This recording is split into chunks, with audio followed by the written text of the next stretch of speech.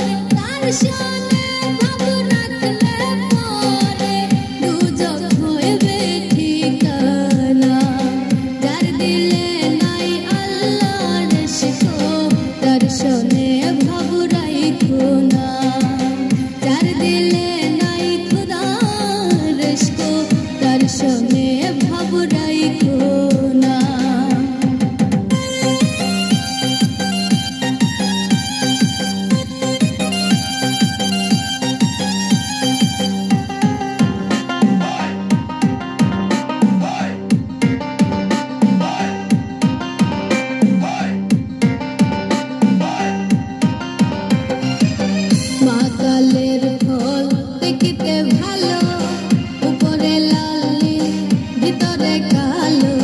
মাকালের ফল দেখিতে